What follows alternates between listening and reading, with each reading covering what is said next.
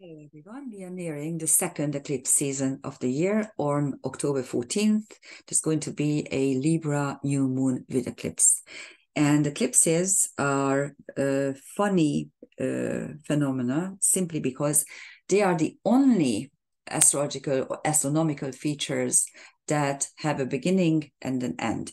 The rest of the planetary cycles, the new moons, or any other celestial phenomenon are continuous, are perpetual. But the eclipses have a lifespan. The lifespan is about 1,300 years. And within the 1,300 years, we have approximately 72, 73 eclipses of the same family. So that's what's important.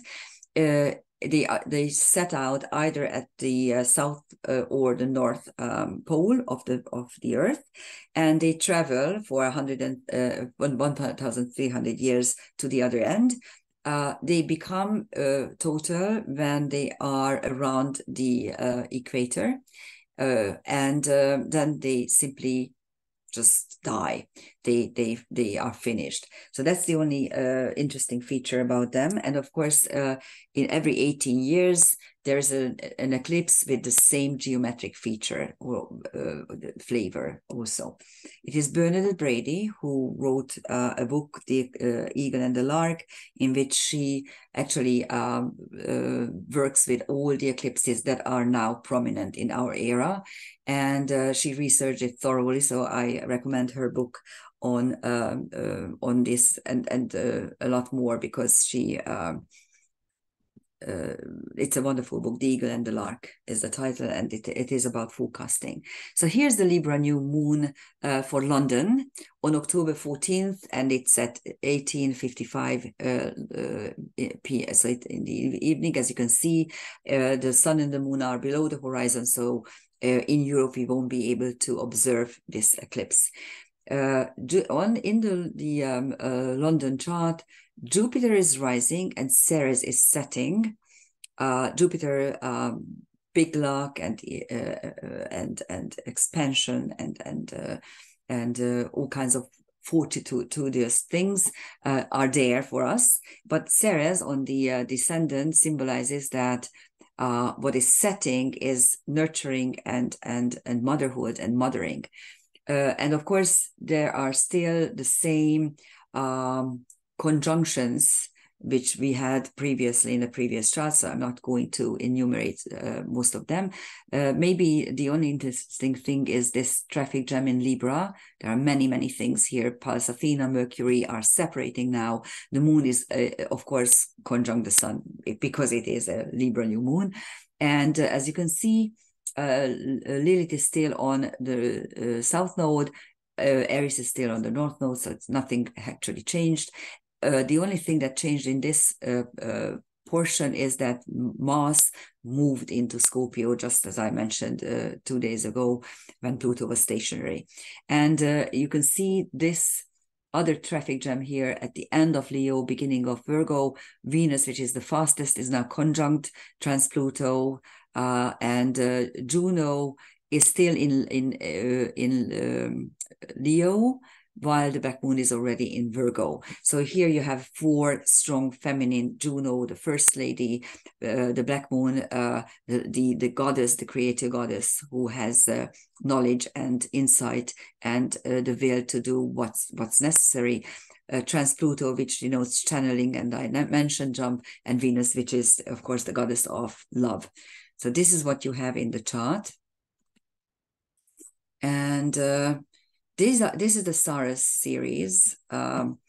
This is from Bernadette Brady's book, and it says the start chart is in 1248.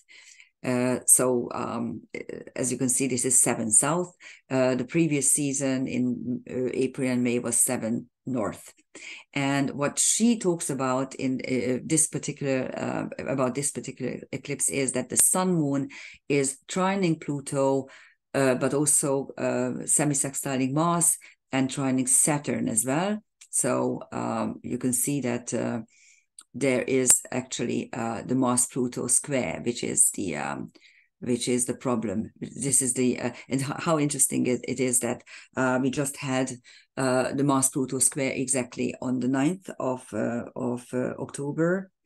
And as you know, probably you know that eclipses usually act before, not after. But most astrological features, placements, aspects usually have a lifespan that starts a couple of days, even weeks before the actual exactness. And so is it with eclipses. And she says about this particular eclipse, I don't know whether I put it in here. Yeah, here it is. This is what she says, according to Bernadette Brady: the immense power, anger, and force of the Mars square Pluto is channeled into this family of eclipses via the trine, so the sun-moon trine. The individual experiencing this series will find that huge obstacles will suddenly and easily clear out, or on the negative side, a pending potential crisis will suddenly manifest and move through his or her life very rapidly. Either way, the individual will feel that everything is moving at great speed. This is exactly what you see in the world. How violence is escalating, how these eternal conflicts are suddenly again erupting. Look at Karabakh, look at Gaza, look at Africa, not to speak of the Ukrainian war, which is now at a standstill. So you can see that this particular eclipse really had its impact in the world, unfortunately, and it created violence and a ton of negative energy, unfortunately. What is I'm not going to tell you what happens because you know that the sun moon are conjunct every new moon, of course, but if they are also conjunct in the declinations or close to each other, that is when you have a partial or total solar eclipse. In karmic astrology, this is how we look at it, despite the fact that it has a very negative, usually in astrology, a negative connotation. Eclipses were feared and shunned, and all kinds of horrible things were attached to them. But what we see is, or what we say is simply that the sun is the ego consciousness. It's what I develop consciously, and the moon is my spiritual essence and also my emotions.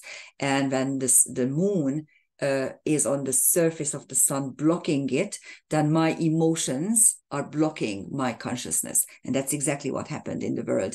Emotions are erupting. And of course, this should be in Libra, it shouldn't have such an effect, and it still has. So the whole balance is really disrupted. There is also a complex planetary picture, which is dissociate. Dissociate means that the energy patterns are not right. The squares and trines and sextiles are there, but sometimes the energy pattern is out because it's out of sign. This occurs whenever you have celestial objects at the very end or at the very beginning of the signs, and this is exactly what you have here. Saturn is still retrograde, Pluto just turned direct, Juno is still at the very end of Leo, while the Black Moon is already in Virgo, and Sedna is retrograding at 0 degrees Gemini, ready to go back to Taurus once more. So you see this dance. What is here for real is the T-square involving Saturn, Black Moon, and with Sedna at its apex. So Saturn, of course, is the authority, its burdens and baggages and problems. The Black Moon is stamina and determination and clairvoyance and then Sedna is creation through dissection, and that's at the apex. This is what we should do. This is the one way out of the situation.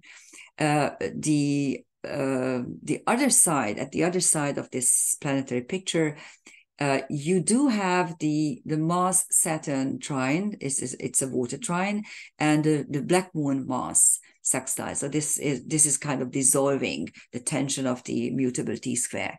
But the Pluto Juno quincunx is exactly there energetically, while the Pluto Black Moon is a quincunx that is really in trine energy. Both are in earth signs. And of course, the Mars Pluto square is no longer there energetically because Pluto is already in Scorpio, while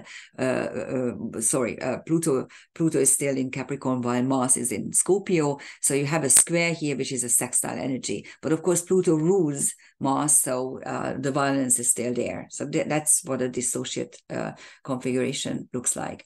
And here we have the transcendental celestial objects linked to this particular configuration.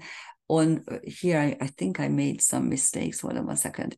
Yes, here I should have.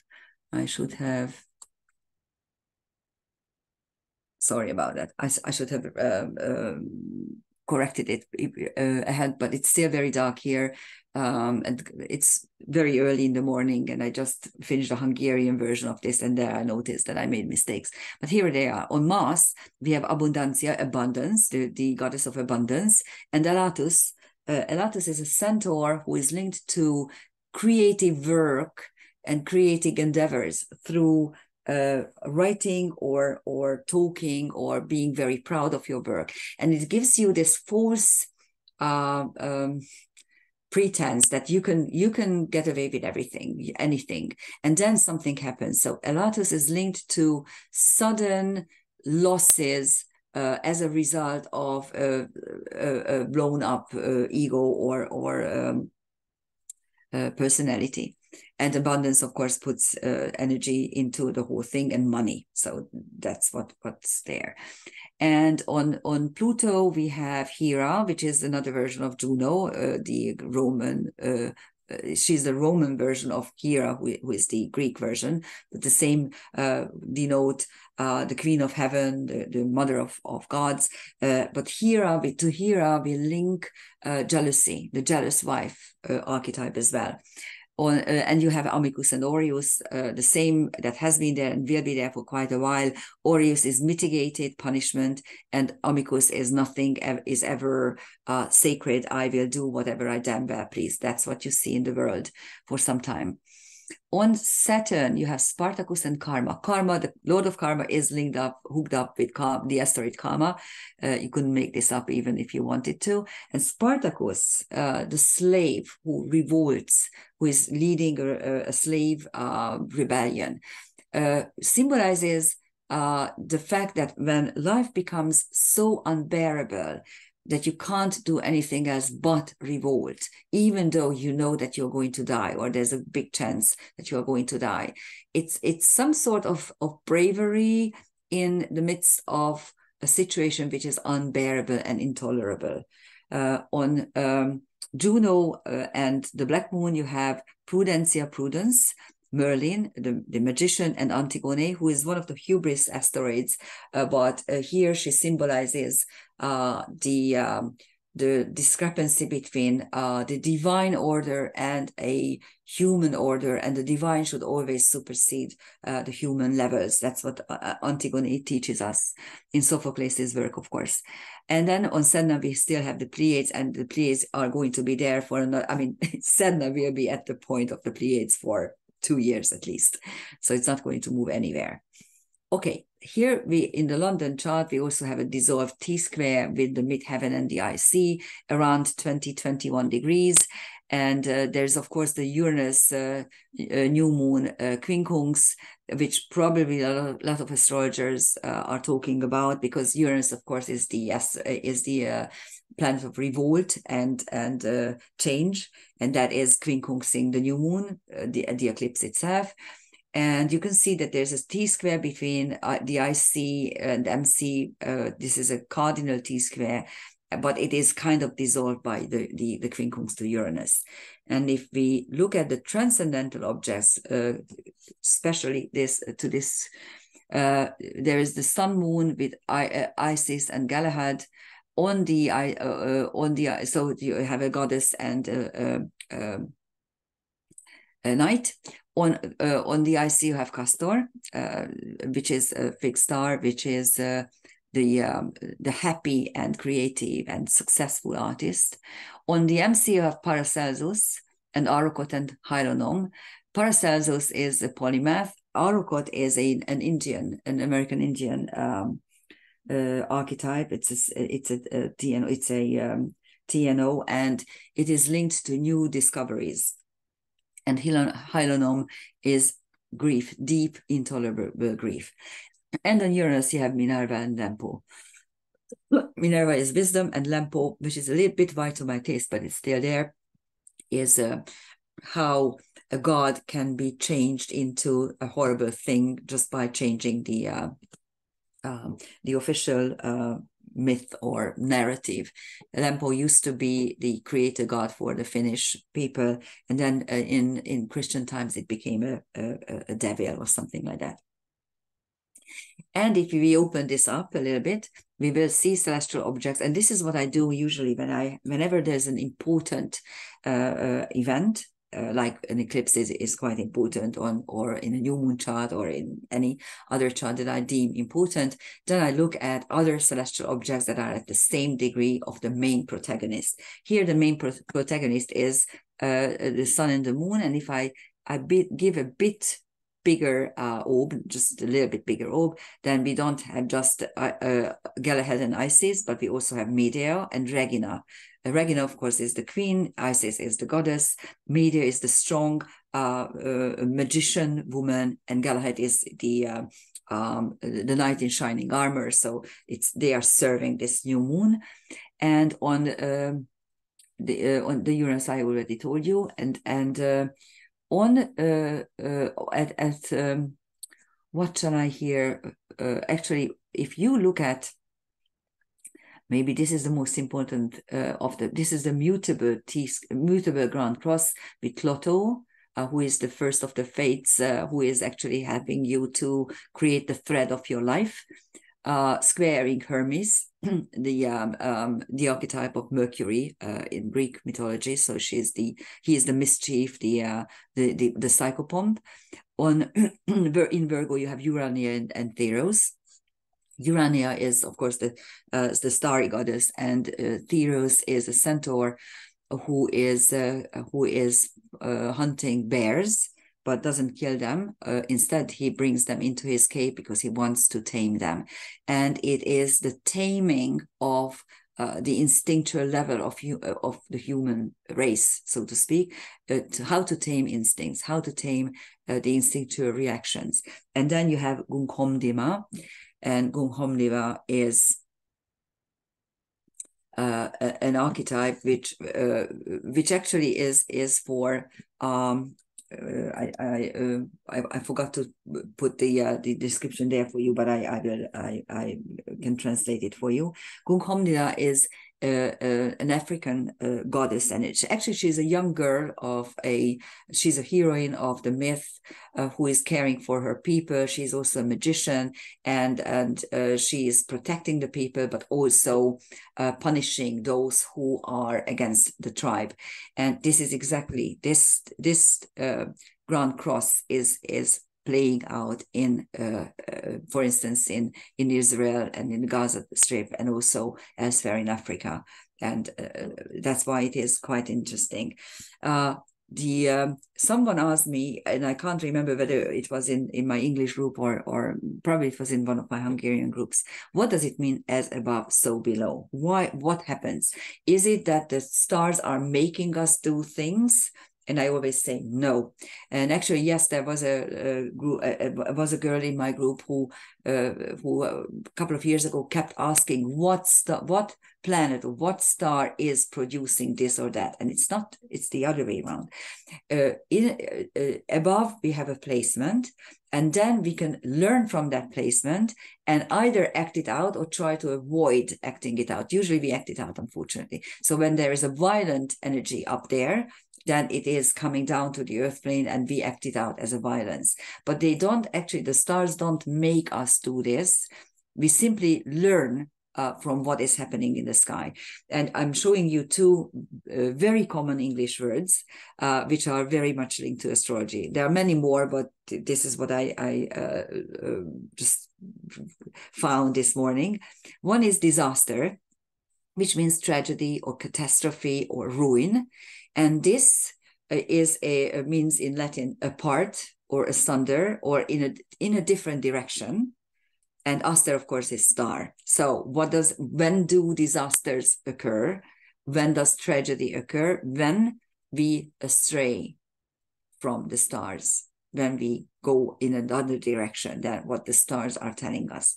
And consider, which means to reflect, to deliberate, to contemplate, is also linked to astrology, because con means with, and sidr or cider means star or starry. So when you consider the stars and you know what's happening there, when you are with the stars, then you are in a deliberate mode of operation. So that's why we love astrology. You couldn't make it up, as Teresa so many times, my friend Teresa says so many times. And this is what we should do. We should pay attention to what is happening.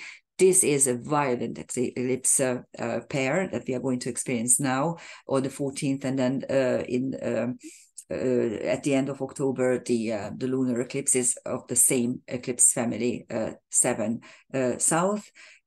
So it is a violent one. You see violence in the world. The Mars-Pluto square is still there. Actually, the Mars-Pluto square is inherent in this eclipse family, in this series. And in order to avoid violence, it means that you pay attention, you slow down, you calm your nerves, and you don't engage in fighting. That's what we could do. That's what we could do on a human level. And that's what it means, as above, so below, because we can learn from the stars. Thank you for listening. Bye-bye.